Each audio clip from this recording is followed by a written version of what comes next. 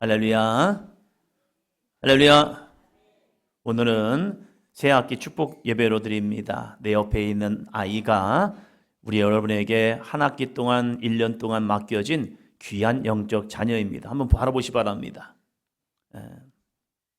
거저로 나왔습니다. 할렐루야.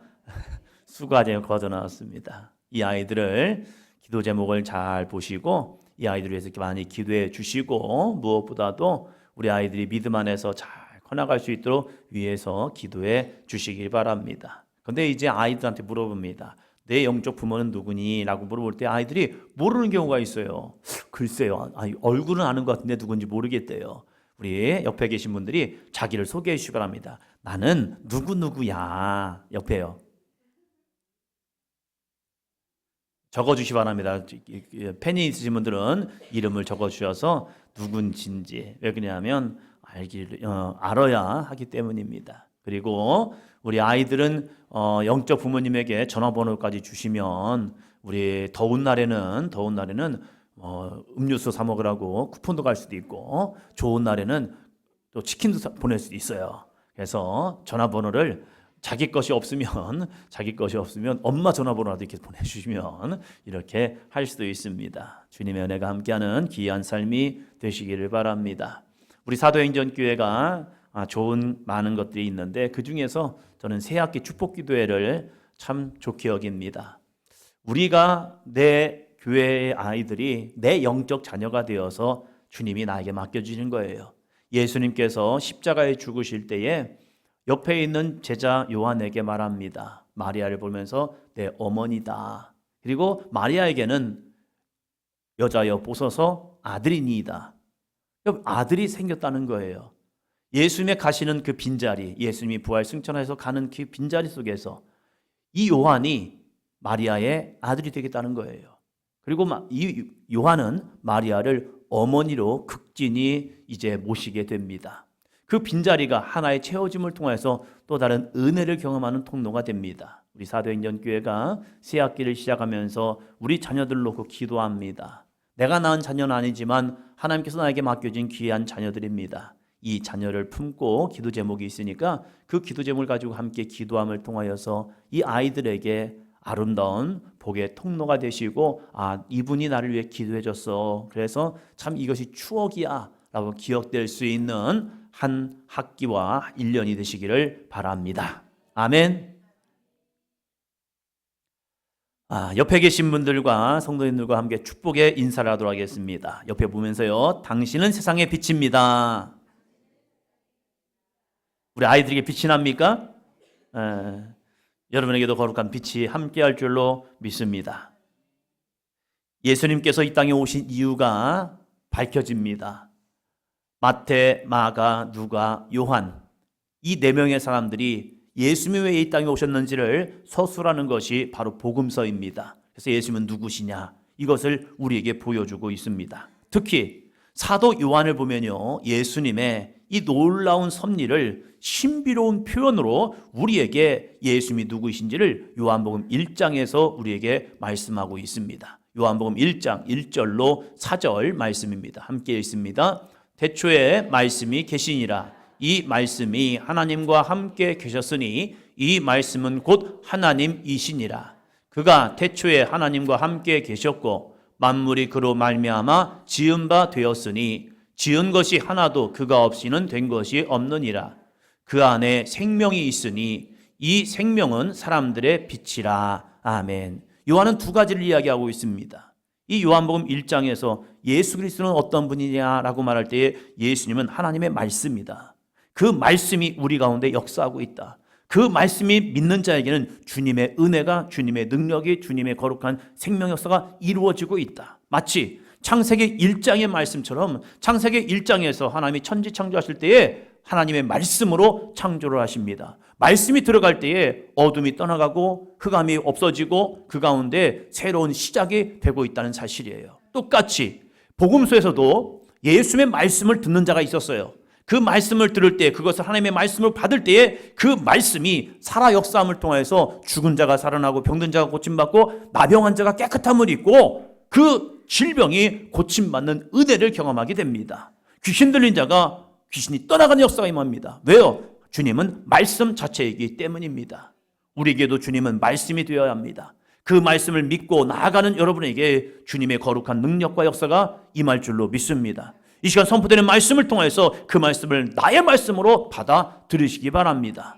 그럴 때 우리 가운데는요, 어둠과 절망과 두려움은 떠나가고 내 안에 있는 우울한 마음도 떠나갑니다. 그리고 새 생명의 역사가 임할 줄로 믿습니다. 또 요한은 이 1장 4절에서 이렇게 예수님을 말합니다. 어떻게 말하냐? 그 안에 생명이 있으니 이 생명은 사람들의 빛이다. 사람들 안에 있는 빛이 누구시냐? 예수 그리스도라는 거예요. 예수 그리스도가 임할 때 어둠은 떠나가고 그 가운데 빛이 임하고 있다는 사실입니다. 우리에게는 왜 어둠이 찾아왔습니까? 하나님의 형상과 모양대로 지음받은 우리에게 왜 어둠이 왔냐 이거예요. 어둠은 왜 오느냐? 따라합니다. 죄 때문입니다. 사람은 죄를 지면 어두워지기 시작해요. 그리고 어두운 곳을 찾아갑니다. 밝은 곳에서 죄 짓는 사람 없습니다. 다 어두침침한 곳에 있어요. 철원에서 목회할 때에 새벽기도 차량을 운행하다 보면 이제 저희 교회에서 동성 읍내까지 차량 운행할 때가 있습니다. 새벽에 아이들을 태우고 왔다가 이제 바래다 주면서 차를 타고 가는데 처음에 이제 어두침침할 때는요, 거리마다 이제 새벽까지 술 마신 사람들이 왔다 갔다 하는 경우가 있어요. 그러나 놀랍게도 동이 트잖아요. 다 없어집니다. 그 술 취했던 사람들이 다 어디로 갔는지 싹 사라져요.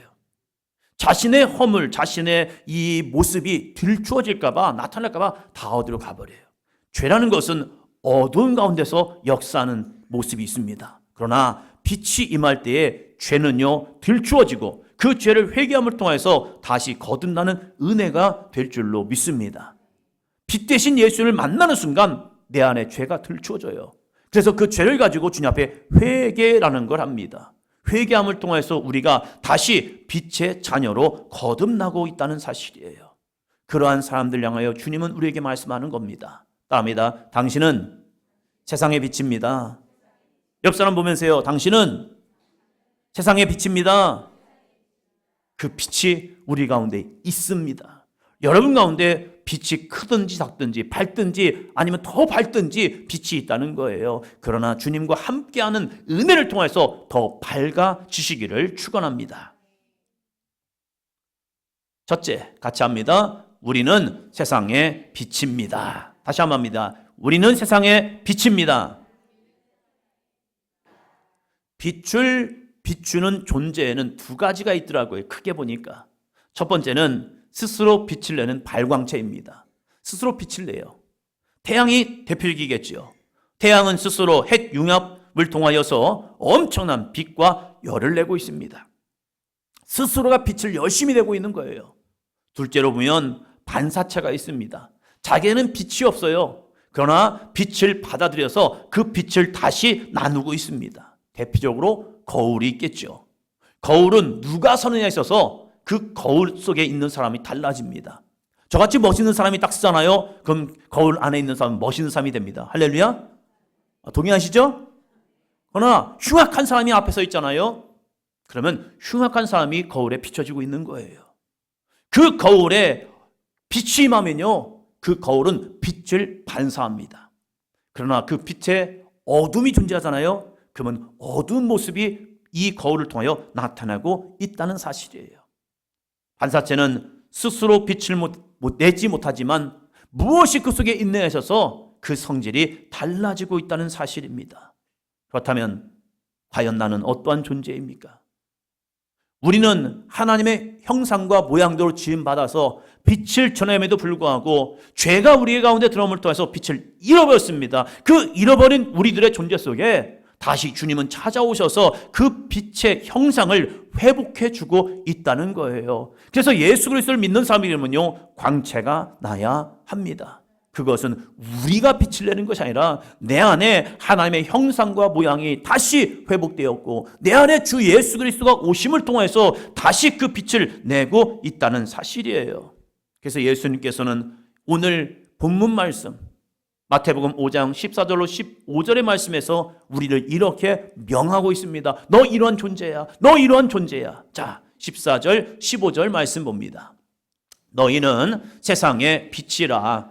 산 위에 있는 동네가 숨겨지지 못할 것이요 사람이 등불을 켜서 말 아래 두지 아니하고 등경 위에 두나니 이러므로 집안 모든 사람에게 비치느니라. 아멘. 너희는 세상의 빛이야. 너희는 세상의 빛이야. 한번 세상에 생각해 보시 바랍니다.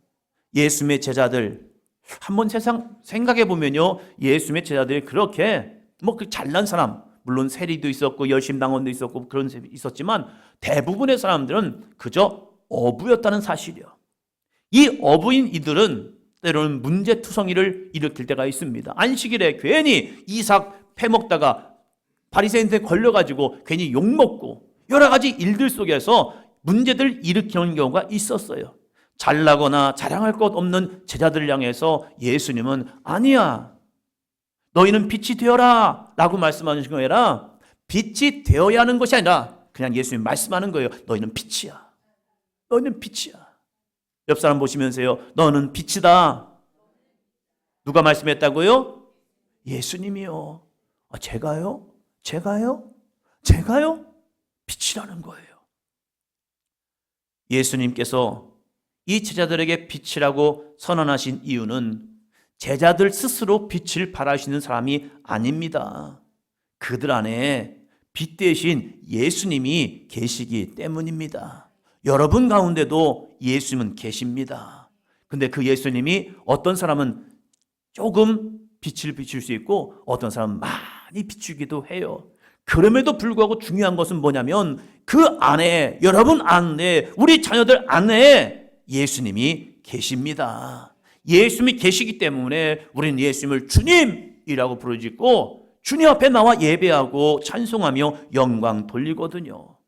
성화를 보면요, 예수님을 만났고 예수님과 함께하고 예수님의 영으로 충만한 사람들을 그릴 때에 성화의 특징이 있습니다. 그 뒤에다가 후광을 집어넣습니다. 후광은 스스로 빛을 발하는 게 아니에요. 주님의 영이 충만할 때 이렇게 되었습니다. 예수님만 빛이 있는 것이 아니라 예수님의 제자들까지도, 그 밑에 있는 여인까지도, 그와 함께한 예수님과 함께한 사람들까지도 뒤에 빛이 나는 거예요. 왜? 주님의 영이 그들 가운데 충만했기 때문입니다. 이것은 그 사람 안에서 예수님의 생명과 영광이 가득 차서 밖으로 흘러가고 있다는 사실이에요. 우리가 억지로 빛을 내는 척하는 것이 아니라 예수님으로 충만할 때 세상은 우리들의 모습을 보면서 와우, 저 사람에게 예수님의 영이 있구나, 그 사람이 예수님으로 충만하구나, 성령이 충만하구나 함을 통해서 세상은 밝아지는 삶이 될 줄로 믿습니다. 둘째, 같이 합니다. 어떠한 신앙생활이 예수님의 빛을 나타낼까요? 그러면 어떠한 우리의 신앙생활이, 나의 믿음 생활이 예수님의 빛을 나타낼까요? 이건 우리들의 숙제이기도 합니다. 본문 16절에서는 이렇게 말씀합니다. 자, 같이 봅니다. 이같이 너희 빛이 사람 앞에 비치게 하여 그들로 너희 착한 행실을 보고 하늘에 계신 너희 아버지께 영광을 돌리게 하라. 아멘. 여러분, 착한 행실 하면 무슨 말이 생각납니까? 우리 안에 예수님의 빛이 있으면 그 빛이 우리들 삶에 착한 행실로 들춰져야 한대요. 이 빛을 밝힐 때에 세상은 어두움은 떠나가고 사람들 가운데 빛이 임하게 되고 있는 거예요. 성경은 우리에게 착한 행실, 옆에 있는 사람들이, 우리의 어른들이, 우리 믿음의 선진들이, 우리의 믿음의 부모들이 착한 행실을 할 때 그 가운데 그 모습을 보면서 자녀들이 와, 우리 부모님 가운데 예수님이 계시는구나를 깨닫게 된다는 거예요. 이것이 무엇이냐 이거죠. 대표적인 사건이 사도행전 3장에 나오고 있습니다. 날마다 기도하며 성령으로 충만했던 베드로에게 예수님의 생명의 빛이 충만해지기 시작했습니다. 처음부터 충만한 게 아닙니다. 말씀과 기도로서 주님 앞에 나아갔을 때 성령이 그 가운데 임재함을 통해서 그 충만함이 드디어 밖을 통하여 나아가기 시작하는 거예요. 비록 베드로에게는 은과 금은 없지만 우울해하거나 주눅들지 않았습니다. 성전에 올라가다가 베드로는 나면서부터 안진뱅이인 한 장애인을 만나게 되죠. 그 장애인은 빛이 없어서 우울했고 구걸하며 살지 않으면 살아갈 수 없는 존재가 바로 그 사람이었습니다. 그 사람에게 베드로는 자신 안에 있는 빛 예수님을 나눠주기를 원했습니다. 그래서 베드로는 그에게 이렇게 말합니다. 사도행전 3장 6절입니다. 베드로가 이르되 은과 금은 내게 없거니와 내게 있는 이것을 내게 주노니 나사렛 예수 그리스도의 이름으로 일어나 걸으라 하고. 그 안에 빛이 있었어요. 예수님의 빛. 그 빛이 충만하니까 그 빛을 전하고 싶은 거예요. 그래서 남에서부터 한진병에게 나에게는 은과 금이 없어요. 그러나 나에게는 생명의 빛이 있습니다. 구원의 빛이 있습니다. 능력의 빛이 있습니다. 당신을 일으킬 수 있는 빛이 있습니다. 그 빛을 당신에 선포합니다. 그러면서 그의 손을 잡아줍니다. 그의 오른손을 잡아줬을 때 그의 발목과 다리에 힘을 얻게 되고 그가 일어나는 기적을 경험하게 됩니다. 오늘 이 시간에도 예수를 만난 사람들은 절망의 자리에서 일어납니다. 어둠의 자리에서 일어납니다. 우울한 마음에서 일어나서 주님을 찬양하고 영광 누리는 믿음의 삶이 될 줄로 믿습니다. 오늘도 꿈이 없는 이들에게 예수 그리스도를 만날 때에 그 예수 그리스도가 주신 거룩한 비전과 꿈을 향하여 나아가는 믿음의 삶이 됩니다. 왜요? 예수님은 따라합니다. 생명의 빛, 구원의 빛이기 때문입니다. 예수님은 생명의 빛, 구원의 빛이 되기 때문이에요. 옆에 아이 보시 한번 봅니다. 옆에 있는 아이 한번 보시 바랍니다. 빛이 짜랑짜랑합니까? 빛이 비춰집니까? 이 아이들의 모습 속에서 주여 생명의 빛이, 구원의 빛이 그 안에서 일어나게 하여 주시옵소서. 그 눈빛이 주님을 통하여서 그 빛이 눈에서 빛이 나게 하여 주시옵소서. 왜요? 주님이 그 속에 임하면 가능합니다. 사랑하는 성도 여러분, 우리가 가져야 할 빛은 세상의 화려한 빛이 아닌 거예요. 세상을 이루는 빛이 아니라는 거예요. 우리가 가져야 할 빛은 따라합니다. 오직 예수 그리스도입니다. 이것을 요한은 또 이렇게 말씀하고 있습니다. 요한복음 8장 12절. 예수께서 또 말씀하여 이르시되 나는 세상의 빛이니 나를 따르는 자는 어둠에 다니지 아니하고 생명의 빛을 얻으리라. 아멘. 나는 세상의 빛인데 나를 따르는 자는 어둠에 다니지 아니하고 생명의 빛을 얻으리라. 예수님을 따르는 우리 자녀들에게 거룩한 생명의 빛이, 어둠이 쫓아오는 것이 아니라, 어둠이 그를 붙잡는 것이 아니라 생명의 빛을 얻어서 세상을 정복하고 승리할 수 있는 아름답고 복된 삶이 되시기를 축원합니다. 우리는 이 빛을 비추는 사람이 되어야 합니다. 이 빛을 비출 때 우리뿐만 아니라 우리의 가정에 있는 어둠의 역사도 떠나갑니다. 내 옆에 있는 친구들, 이웃들에게 어둠의 역사는 떠나갑니다. 우울증과 질병, 근심과 두려움이 물러갑니다. 예수 그리스도를 만날 때에 그것이 가능하다는 거예요. 예수님은 빛 자체이기 때문입니다. 예수님께서 우리에게 이 착한 행실을 하라고 명령하고 있습니다. 여러분은 예수님을 믿는 자로서 실천할 수 있는 것, 우리 자녀들이 예수님을 믿는 사람으로 착한 행실을 할 수 있는 것, 이 세 가지를 함께 보려고 합니다. 바로 내 안에 계신 예수님을 전하는 사건. 왜 예수님을 전해야 합니까? 같이 한번 읽어볼까요? 예수님만이 죄인을 사망에서 생명으로 옮기시기 때문입니다. 예수님만이 죄인을 사망에서 생명으로 옮기시기 때문에 우리는 예수님을 전해야 합니다. 지난주에 전도잔치를 하면서 이제 아이들과 함께, 청소년들과 함께 강원대학에서 열심히 이제 전도를 하였습니다. 이 전도를 하면서 참 제 모습에 안타까운 모습이 있었습니다. 아이들에게 빛이 있는데 그 빛이 너무 작아 보여요.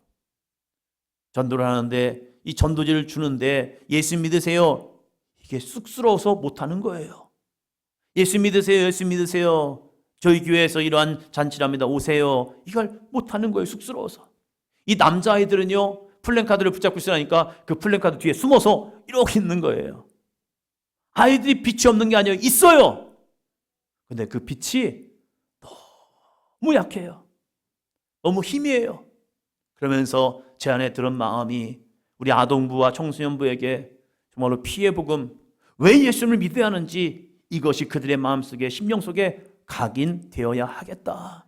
그래야 내가 어떠한 존재인 줄 알고 예수 그리스도를 믿지 않으면 어떠한 결과가 오는지를 알아야 예수님 믿으세요, 예수님 믿자, 교회에 가자 라고 전할 수 있는 거룩한 생명 역사가 증거되거든요. 예수님이 없이 잘 되는 인생은요, 죄의 통로가 되기 쉽습니다. 예수님 없이 잘 되지 않으면 그 인생은 패망하는 인생이 됩니다. 예수님을 믿고 잘 되는 인생은요, 축복의 통로가 됩니다. 여러분, 예수님 믿고도 세상적으로 잘 안 될 수도 있어요. 그러나 그 영혼은요, 주님께 귀하게 쓰임받는 영혼이 됩니다. 그래서는 예수님 안에 있어야 합니다. 사랑하는 우리 학생들, 우리 아동부 잘 보세요. 우리 성도님들 이 시간 귀를 기울여 들으시기 바랍니다. 어떠한 삶이 교회와 가정 그리고 학교에서 진짜 빛이 되는 생활이 될 수 있을까? 우리 아이들이 여러분의 신앙 속에서 이러한 빛을 전하는 삶이 되었으면 좋겠어요. 오늘 세 가지를 간단히 보려고 합니다. 첫째, 같이 읽습니다. 우리 자녀들은 부모님과 목사님 그리고 선생님을 진심으로 존경하는 자녀가 되어야 합니다.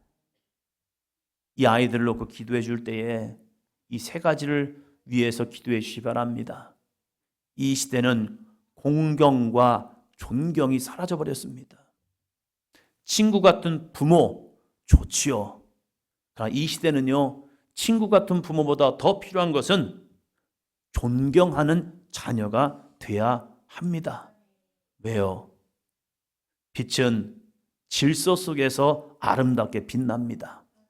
나를 낳아주시고 정성껏 키워주는 부모님께 존댓말을 쓰는 것, 이것은 질서의 시작입니다. 할아버지 할머니에게 존댓말을 쓰는 것, 그것은 공경의 시작이라는 거예요. 좋지요, 편하지요.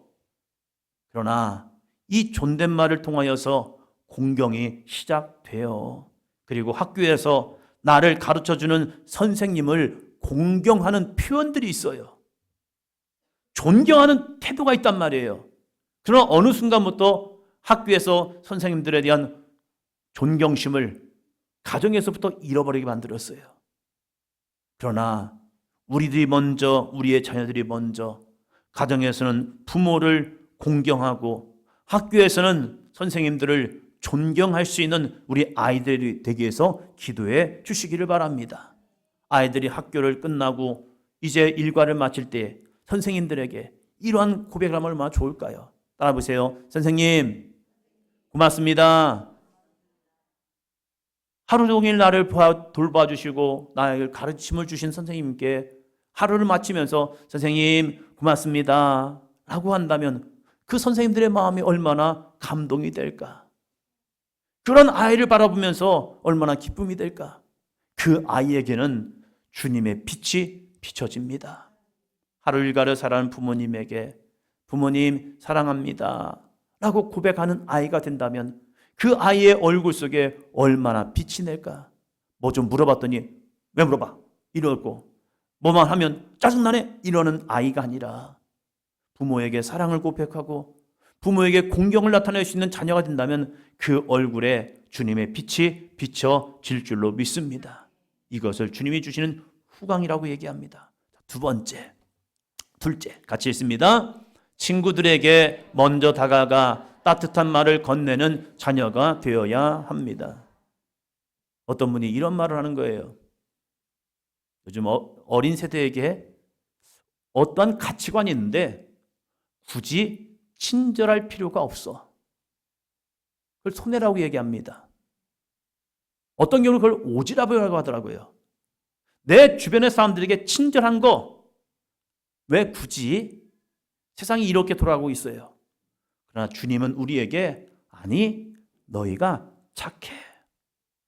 아이들을 통하여서 한 반에 살아가는 우리 친구들에게 찾아가는 겁니다. 어떻게 해요? 빛이 되어서 나아가는 겁니다. 내가 좋아하는 친구들과만 어울리게 하는 것이 아니라 교실 한 구석에 있는 혼자 있는 친구들이 있잖아요. 외로워 보이는 친구가 있잖아요. 그들 곁에 가서 좋은 친구가 되어 주는 겁니다. 제 아내가 아이들을 키울 때에 빼빼로데이가 있잖아요. 그러면 아이들이 빼빼로 가서 누구에게 주고 싶다는 거예요. 그러면 저희 아내는 이렇게 물어봤습니다. 아이들이 반에 몇 명이니? 하면 25명, 26명. 그러면 26개를 준비해 줍니다. 선생님 거 그리고 친구들 거 다. 내가 좋아하는 친구들만 할 수 있죠. 그러나 거기 소외되는 아이들이 있잖아요. 그 아이들에게도 나눠줄 수 있도록 조금만 더 투자하면 됩니다. 조금만 더 신경 쓰면 돼요. 그러니까 아이들이 쭉 가져가서 친구 한 명 한 명을 나눠주는 겁니다. 왜? 소외된 아이들이 있기 때문에, 외로운 아이들이 있기 때문에. 그런 아이들에게 예수님을 믿는 우리의 자녀가 먼저 손을 내밀어주고 그들의 친구가 되어줄 수 있는 그러한 모습. 때로는 이상한 행동을 하는 친구들 멀리해, 가까이 하지 마, 걔 나쁜 아이야, 이게 아니라 그들을 품어줄 수 있는 그러한 착한 행실. 그럴 때 그 아이의 엄마가 그런 얘기를 들으면 무슨 마음 들겠습니까? 쟤는 어떻게 저럴 수가 있을까? 너무 고마워하지 않을까? 그런데 그 아이가 예수님을 믿는데요. 그것이 바로 예수님을 비추는 거룩한 착한 행실일 줄로 믿습니다. 자, 세 번째 같이 합니다. 무엇보다도 죄를 멀리하는 깨끗한 자녀가 되어야 합니다. 빛은 어둠과 섞이지 않습니다. 죄는 사람들과 관계를 깨트릴 뿐만 아니라 하나님과 관계를 멀어지게 만듭니다. 요즘 아이들의 대화를 보면요, 제가 깜빡깜빡 놀랍니다. 가끔 가다가 이제 우석중학교 아이들이 끝날 때에 그 근처를 다닐 때가 있어요. 근데 아이들이 이제 버스 정류장이나 거기에 모여서 이런저런 대화를 하는 경우가 있어요. 이 아이들 대화를 보면요, 왜 이렇게 친한 친구인 것 같은데 욕이 많아요. 여자아이도 그렇고 남자아이도 그렇고 그냥 일상의 언어가 욕이 돼버렸어요. 여러분, 욕 일상의 언어가 아닙니다. 욕은요, 상대방을 깎아내리고 상대방을 비하하고 상대방을 저주하는 것이 욕이에요. 성경은 욕이 뭐냐? 욕은 따라합니다. 명백한 죄다. 내 감정을 푸는 것이 아니라 그것은 죄라는 거예요. 너무나도 당연하게 하는 것이 아니라 이것이 죄됨을 우리 아이들이 깨달아야 합니다. 그리고 그 죄는 멀리해야 합니다. 세상의 나쁜 문화와 우리의 영혼을 병들게 하는 세상의 오락들이 참 많아요. 아이들이 무슨 오락을 하나 보면요, 어떤 아이들은 재밌는 오락을 하는 경우가 있어요. 그러나 어떤 아이들을 보면요, 사람을 죽이고 쏴서 죽이고 막 그런 것들이 참 많아요. 생명의 경시사상이 너무 많습니다. 게임인데요, 그러나 죽이는 것을 보면서 쾌감을 느끼고 죽이는 거 보면서 만족함을 느낄 때요, 이 아이들이 세상에 커나가면서 사람 하나 죽는 것, 사람 하나 해함당한 것, 내 옆에 누가 하나 죽어가는 것, 그것이 그냥 당연하게 여겨질 수 있다는 거예요. 성경 우리에게 말합니다. 주님이 거룩하니 우리도 거룩하라고요. 그 거룩한 심령 속에 거룩한 빛은 임하게 되어 있습니다. 하나님, 우리 자녀들이 세상의 죄악과 멀리하게 도와 주시옵시고 주님의 깨끗한 자녀가 되어 주님 앞에 쓰임받는 우리 자녀들이 되게 하여 주시옵소서. 새 학기를 시작하는 우리 자녀들을 위하여 이 시간 기도하는 귀한 날입니다.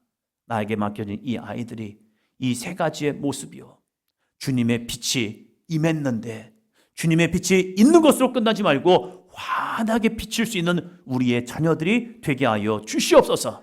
가정에서는 부모님을 공경하고 학교에서는 선생님들을 존경하는 자녀가 되게 하여 주시옵시고, 옆에 있는 친구들에게 먼저 다가가 따뜻한 말을 해줄 수 있는 친구, 어려운 친구들을 도와줄 수 있는 넉넉한 마음, 그들의 손을 잡아줄 수 있는 따뜻한 우리 자녀들이 되게 하여 주시옵소서. 이 아이들이 성장하면서 세상의 죄악된 문화를 멀리하고 하나님의 깨끗한 자녀로서 살아가는 우리의 자녀들이 되게 하여 주시옵소서. 이 믿음을 가지고 함께 이제 찬양하고 기도하도록 하겠습니다.